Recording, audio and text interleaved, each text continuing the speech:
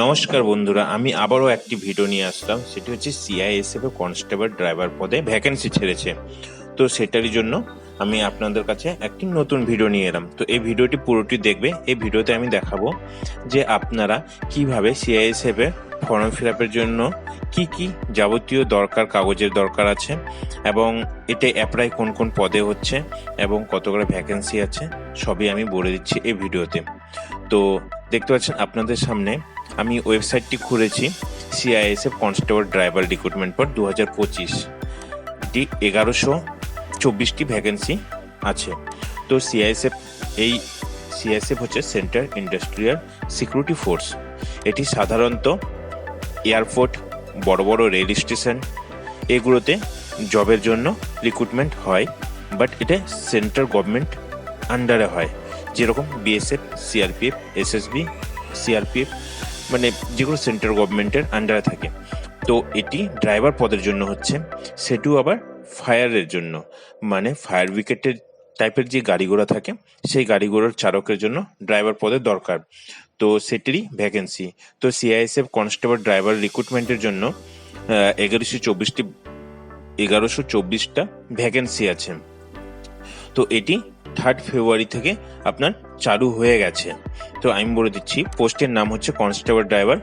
আপনারা এটি অনলাইন মোডে অ্যাপ্লাই করতে পারবেন। ভ্যাকেন্সি আছে 1124টি। তো অল ওভার ইন্ডিয়া থেকে এটা অ্যাপ্লাই হবে। এনি স্টেট থেকে, মানে অল ওভার ইন্ডিয়ার যে কোনো স্টেট থেকে এটি অ্যাপ্লাই করতে পারবেন। আর লাস্ট ডেট আছে 4 মার্চ 2025। এখানে ম্যাক্সিমাম এজ আছে 27 বছর, মিনিমাম এজ আছে 18 বছর। গভর্নমেন্টে যারা জব করে তাদের জন্য আলাদা বয়সের ছাড় আছে। এবং এখানে টোটাল কনস্টেবল ড্রাইভার পদের জন্য 845টা, আর constable driver cum pump operator সেটির জন্য 279টা ভ্যাকেন্সি আছে।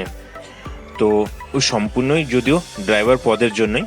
তো এখানে আপনাদের রাখছে কি কনস্টেবল ড্রাইভার পদের জন্য, আর constable driver cum pump operator তারও জন্য সেম একই ডকুমেন্টস রাখছে আর একই কোয়ালিফিকেশন রাখছে। সেটি হচ্ছে মাধ্যমিক পাস হলেই হবে, কিন্তু ড্রাইভিং লাইসেন্স থাকতে হবে।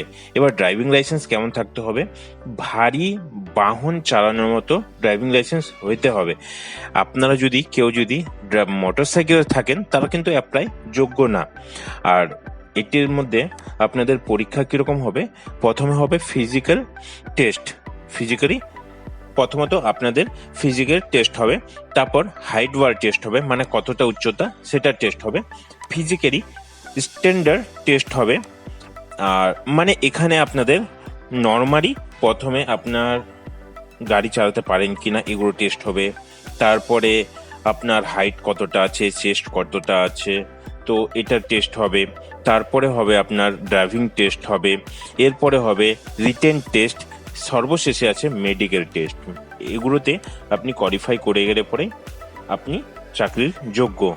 এবং কি এখানে আপনার অ্যাপ্লিকেশন ফিস দেখা যাচ্ছে এসটি এসসি ক্যাটাগরি যারা আছে তাদের জন্য টোটালি কোনো রকম কোনো ফিস রাখছে না, এবং ওবিসি আর জেনারেলদের জন্য 100 করে ফিস রাখছে। তো আপনার স্যালারি কি থাকছে? 21,700 থেকে শুরু 69,100 টাকা পর্যন্ত।